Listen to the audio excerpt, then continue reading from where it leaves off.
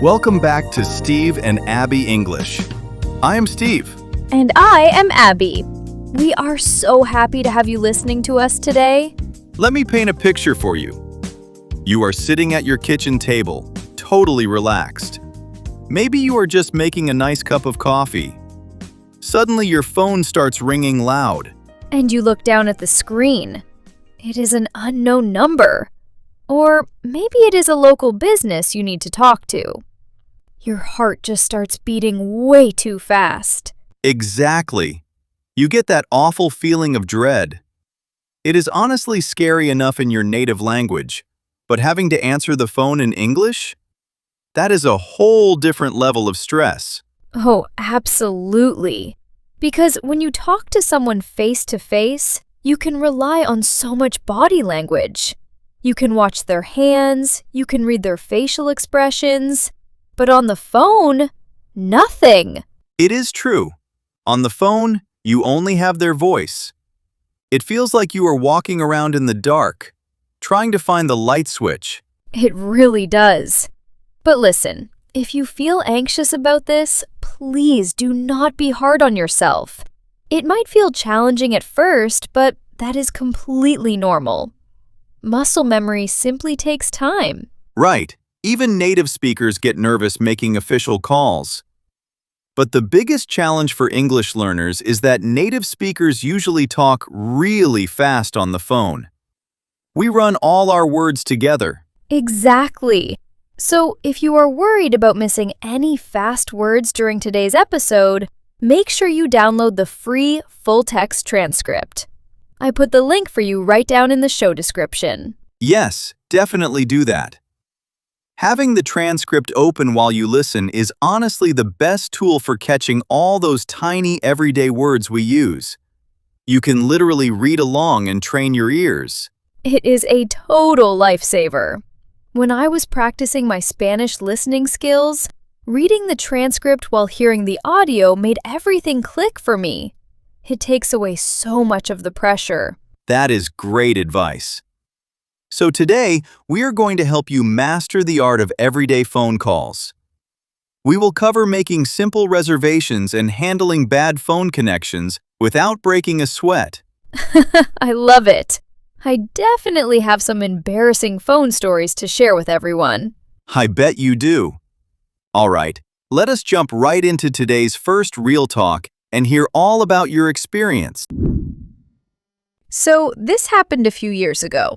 I was dating this guy, and I wanted to plan a really nice surprise anniversary dinner. I found this super trendy Italian restaurant downtown. I was looking at their website on my laptop, and of course, their online booking system was completely broken, which meant I could not just type my name in. Typical technology failure. Right? It was so annoying. So I realized I actually had to call them on the real phone.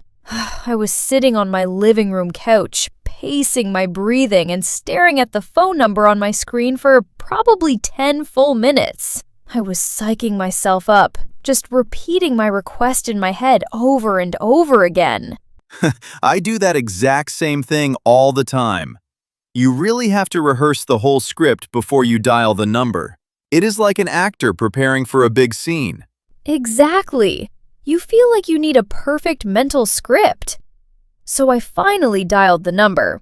The phone was ringing, and suddenly this guy picks up. But there was so much crazy background noise. It honestly sounded like he was standing right next to a really loud blender in the kitchen. Oh no, that is the absolute worst. It was awful.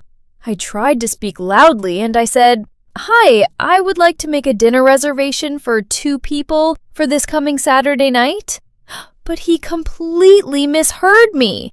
He thought I was trying to order a large takeout pizza for delivery. Wait, how does a dinner reservation sound anything like a pizza order? That is a total disaster, but honestly kind of hilarious. Phone speakers can make everything sound so strange. I have absolutely no idea. I was getting so flustered and confused. I was trying to explain that I just wanted a simple table, not a pizza. Finally, he just sighed really loudly right into the phone. He told me to hold on for a quick second. Classic damage control. Yeah, he told me he was going to put me through to the main floor manager.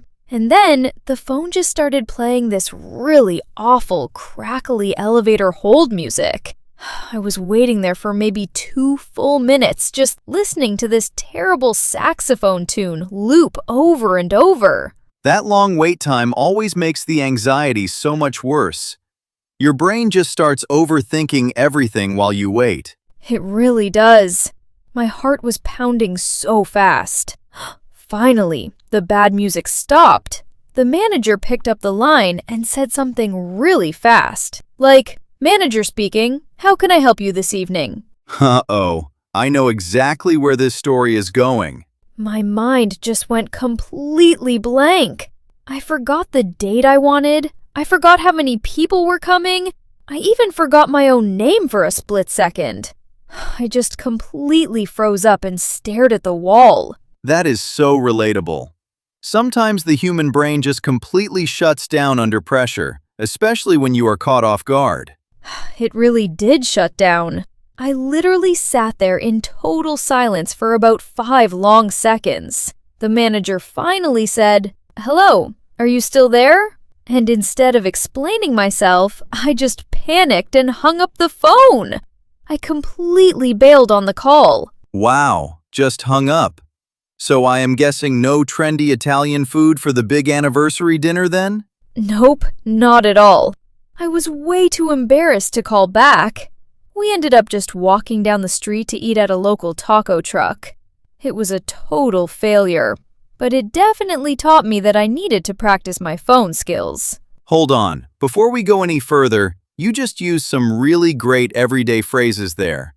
Let us dive into our real talk breakdown. Okay, let us slow down and break down 2 absolutely fantastic phrasal verbs from your story. The first one is hold on, and the second one is put through. These 2 phrases are so incredibly important for navigating phone conversations. Instead of saying something really stiff and robotic like, "Please wait a moment while I transfer your telephone call," the host just told me to hold on and said he would put me through. Exactly. Let us talk about the why here.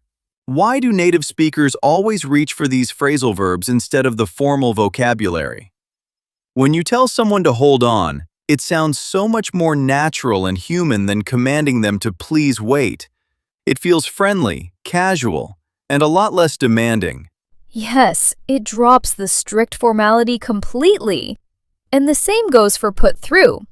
It is just the everyday comfortable way to say transfer. When you say put through, it honestly paints a picture of a person physically connecting 2 phone lines together. It is a very visual phrase we use all the time. It really is. And I want to pause and remind everyone listening right now. Using these simple phrasal verbs is exactly how you start to sound like a local. It makes you sound relaxed and confident. Do not worry about sounding perfectly polite like a textbook. That is such a supportive point. We just want you to feel comfortable and human, not like you are reading out of a dusty old grammar textbook. So let us get into some immediate practice so you can hear how these sound in real life. Steve, give us an everyday example for hold on. Sure. Imagine you are talking to a friend on the phone and your doorbell suddenly rings. You could simply say, "Hold on a second, I need to go check the front door." Perfect.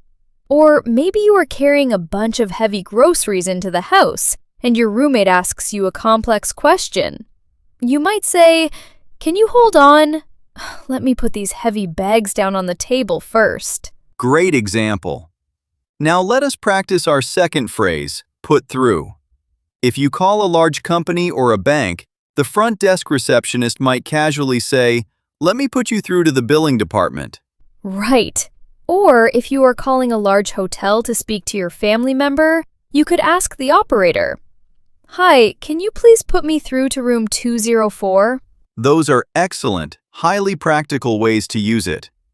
Once you practice speaking these out loud a few times, they will just roll off your tongue naturally without any effort at all. Okay, Now that we have got those everyday words firmly pinned down, let us look at the flip side of the situation in real talk too. Steve, I know you have a stressful phone story for us. All right, so this happened last winter.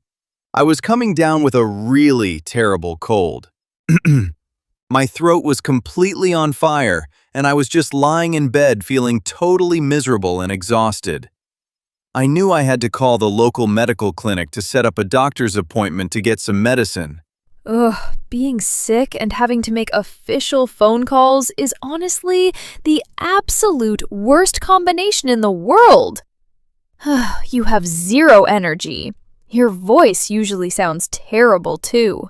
It really is. You literally just want to sleep all day. So I grabbed my phone from the nightstand and called the clinic. But at that exact moment, my two roommates were in the kitchen cooking a huge breakfast. They were clashing metal pots and pans together. It was so incredibly loud in my apartment, echoing down the hallway. Oh no, that is terrible timing. Background noise ruins everything. Exactly. So the front desk receptionist finally answers the phone line, and she was talking at absolute lightning speed. She honestly sounded like she had drank 5 cups of strong espresso.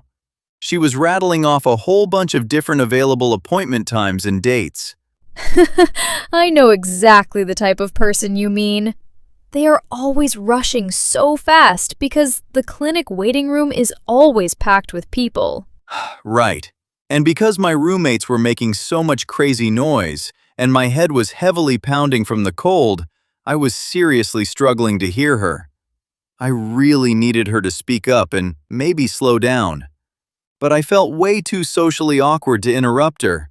I did not want to be a bother. That is so tough. It is deeply intimidating to ask a very busy, fast-talking person to stop and repeat themselves on the phone. It really is. I should have just been honest and simply said, "I am so sorry, I did not catch that." But my foggy brain just wanted the uncomfortable interaction to be over immediately. So instead, I just kept saying, "Yeah, okay, sounds good to me." No way! You just pretended to understand her entire speech? That is a classic panic move. Yes, I was just blindly agreeing to everything she said. She gave me a whole list of specific instructions about bringing my insurance card and filling out health forms online. I nodded along like a fool, even though she obviously could not see me. Then she finally hung up. That is hilarious. So, what on earth did you do next? Well, I slowly put my phone down on the bed and just stared up at the ceiling. I suddenly realized I had absolutely no idea what day or time my appointment actually was. I completely missed all the crucial information because I was too shy. Oh my gosh. So you just agreed to a complete mystery doctor's appointment?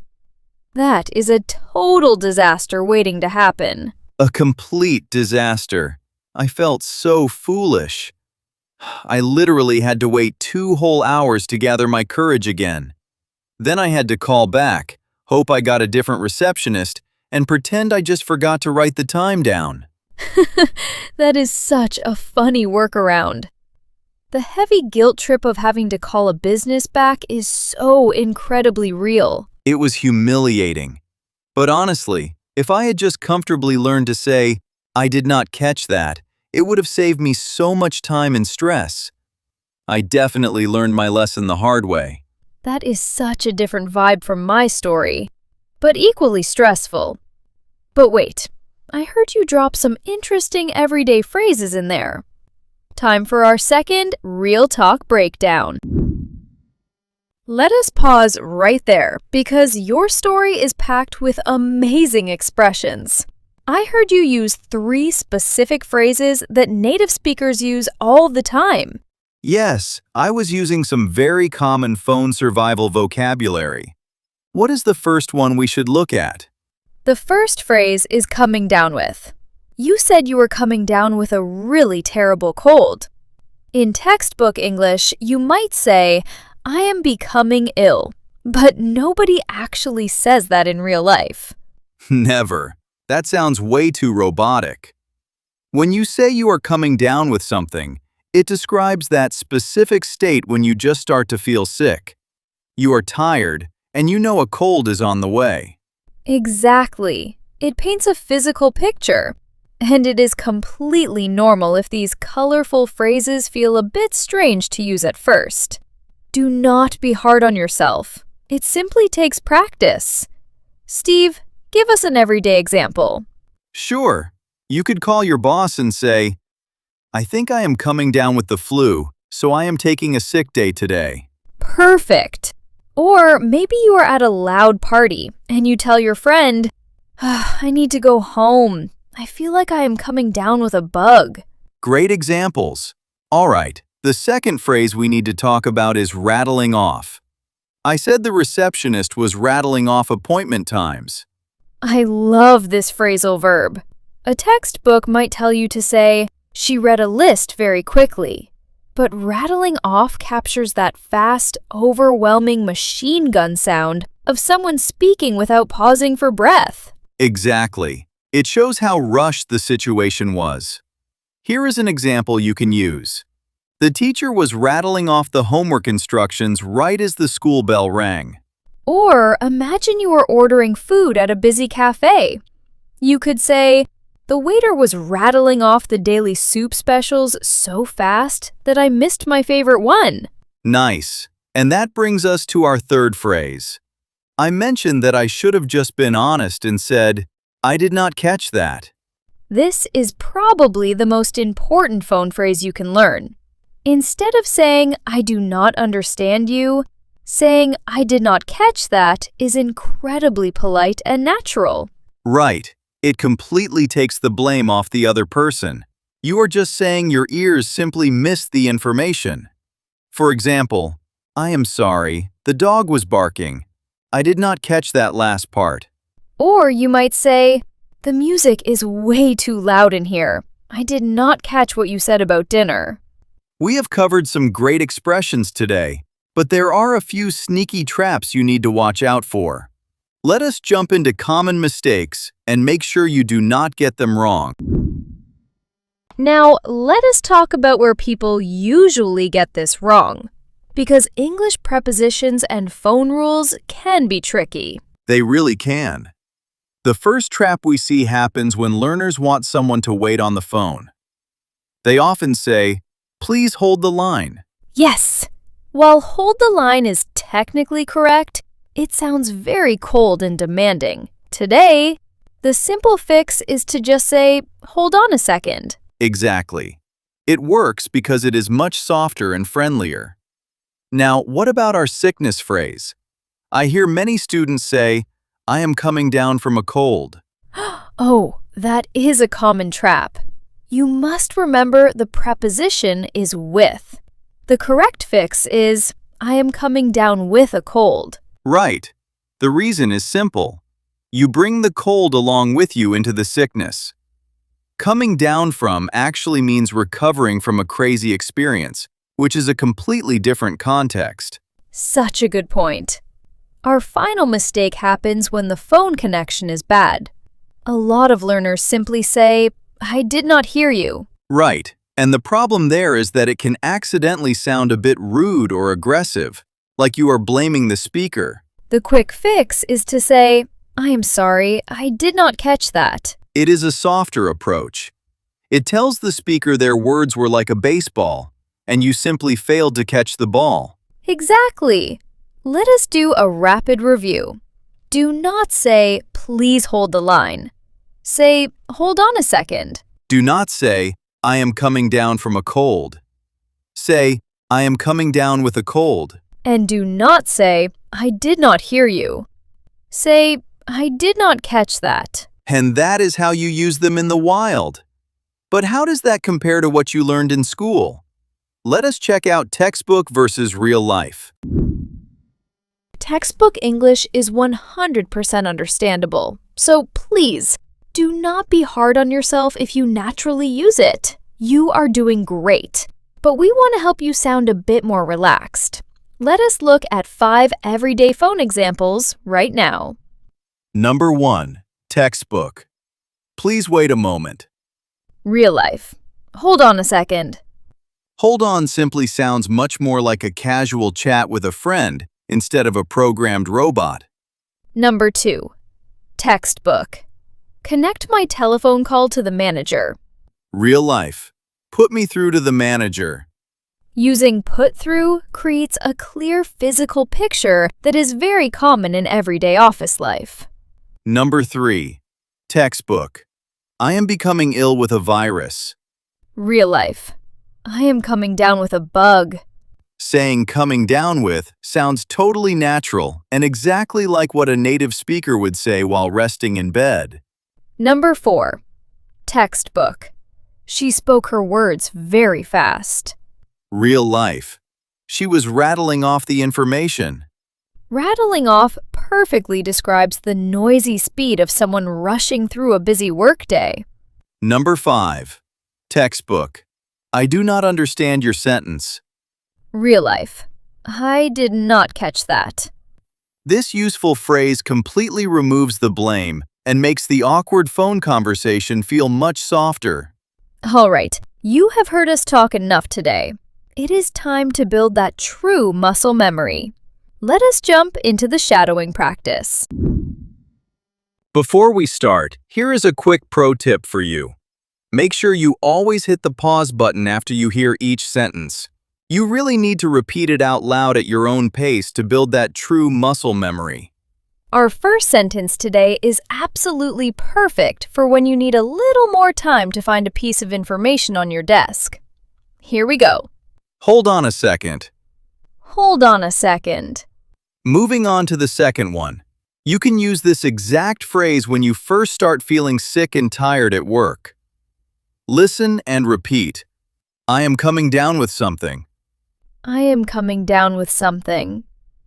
And our final expression is great for managing those terrible, noisy phone connections without sounding rude to the other person. Listen and repeat. I did not catch that. I did not catch that. Great job today.